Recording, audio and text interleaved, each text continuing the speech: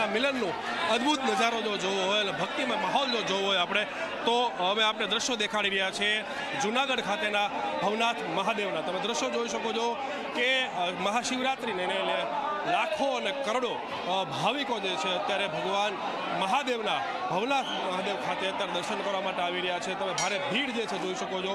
ત્યારે આ જ પ્રકારે આખો દિવસ અને મધરાત્રિ સુધી માહોલ રહેશે, જેમાં હરિભક્તો ખાસ કરીને શિવ અને શક્તિની ઉપાસના કરશે. ભવનાથની જો વાત કરવામાં આવે તો 5 દિવસ સુધી અહીંયા મેળો ચાલતો હોય છે અને ત્યારબાદ જે છે શિવરાત્રિના રાત્રે સૌથી પહેલાં રવેડી નીકળતી હોય છે, જેમાં અલગ અલગ અખાડાના સાધુ સંતો અને નાગા સાધુઓ જે છે એ અહીંયાથી સવારી કાઢતા હોય છે.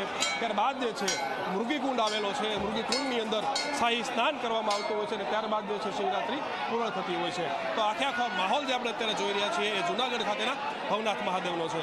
કેમેરામેન અમિત મકવાણા સાથે ઉદયરંજન, ઝી મીડિયા, જૂનાગઢ.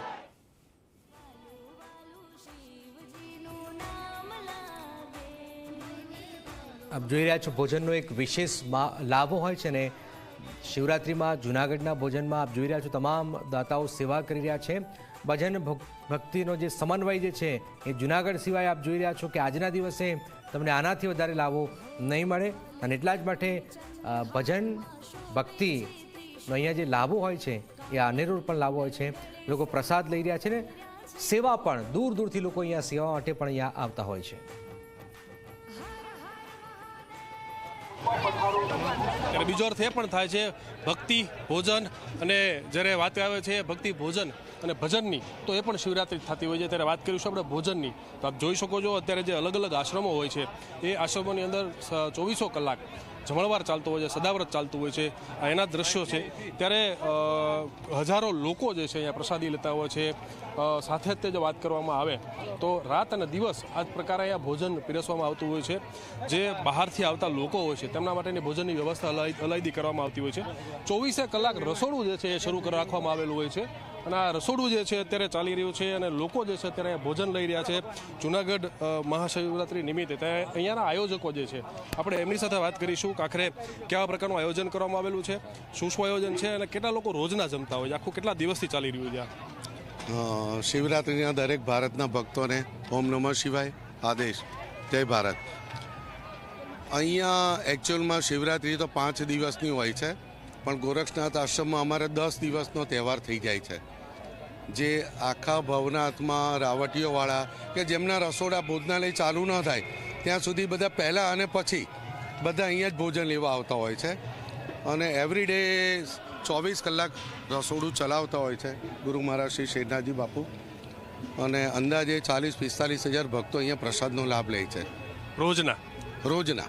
અને રસોઈ કરિયાણાની જો વાત કરવામાં આવે તો કરિયાણું ક્યાંથી આવતું હોય છે, કેટલું આવતું હોય છે, એ કોઈ ગણતરી ક્યારે થતી હોય છે કે નથી થતી હોતી કે ખબર જ નથી હોતી, શું હોય છે આખો આયોજન? એકચ્યુઅલમાં ભવનાથનો મેળો એટલે ભગવાન ભરોસેનો મેળો. ગણતરી અહીંયા બધી ખોટી પડતી હોય છે, પણ હજારો કિલો શાકભાજી, મીઠાઈ માટે દૂધ, છાશ, કરિયાણું બધું હજારો કિલો આવતું હોય છે. અમે પણ રસોઈ બનાવરાવતી વખતે કોઈ અંદાજ હોતો જ નથી કેટલા લોકો આવશે, પણ ગિરનારી મહારાજ બધાનું પૂરું પાડી દે છે.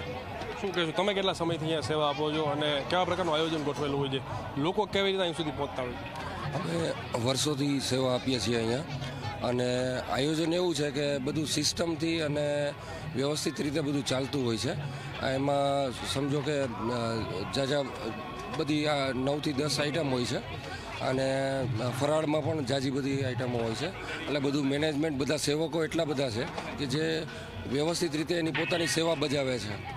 ક્યારથી બનાવવાની શરૂઆત ક્યારથી કરવામાં આવતી હોય છે? રસોડાની અંદર દરેક વસ્તુની શરૂઆત ક્યારે થાય બનાવવાની કે 24 કલાક ચાલુ જ હોય છે? સવારે 4 વાગે ચાલુ થઈ જાય, પછી બપોરે 3 વાગે 4 વાગ્યા સુધી ચાલુ રહે જમવાનું.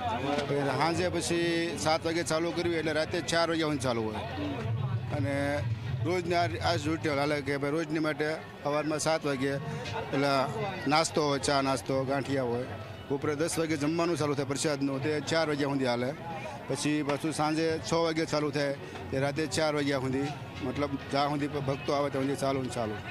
લોકો જમીન જાય શું સંતોષ હોય છે, શું કહેતા હોય છે? બધા આમ કે નહીં બસ મજા આવી, અને ગરમા ગરમ જ આપવાનો, એક વસ્તુ ઠંડી નહીં.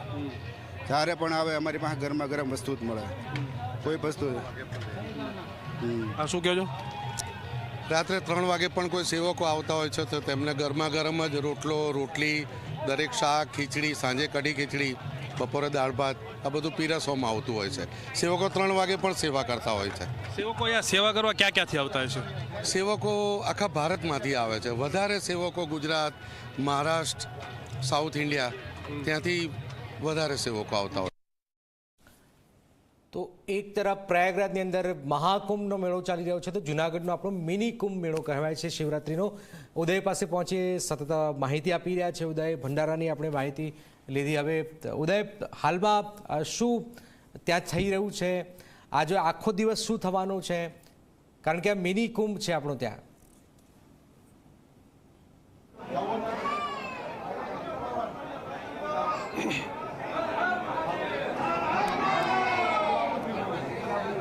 જનક, જો વાત કરવામાં આવે તો મહાશિવરાત્રિની અંદર અને શિવ અને શક્તિનું મિલન થતું હોય છે. સાથે જ તે મહાશિવરાત્રિનો અર્થ બીજો એ પણ થઈ રહ્યો છે કે જ્યાં ભોજન ભક્તિ અને ભજન થતું હોય છે એ તળેટી જૂનાગઢની હોય છે. જે આપણે દ્રશ્યો દેખાડી રહ્યા છે આખા દિવસથી કે ભજન કઈ રીતે થઈ રહ્યું છે, ભક્તિ કઈ રીતે થઈ રહી છે, ભોજન કઈ રીતે થઈ રહ્યું છે, એ પૈકીના બીજા એક દ્રશ્યો દેખાડીએ. આપણે તો અત્યારે ભવનાથ મંદિર ખાતે આપણે છીએ કે આ ભવનાથ મહાદેવ છે કે દરેકની ભાવનાઓ જે છે સાંભળે છે અને પોતાની ઈચ્છા જે છે એ પૂરી કરે છે. એ મહાદેવના દર્શન સૌથી પહેલાં આપણે ઝી 24 કલાક ઉપર તમામ દર્શકોને કરાવીએ કે આ ભવનાથ મહાદેવની શિવલિંગ છે. તમે જોઈ શકો છો કે વહેલી સવારથી જ તે આ શિવલિંગ ઉપર પૂજા અર્ચના જળ અભિષેક ભાંગ જે છે ચડી રહી છે અને લોકો હજારો અને લાખો શ્રદ્ધાળુઓ અને હરિભક્તો જે છે દર્શન કરી રહ્યા છે.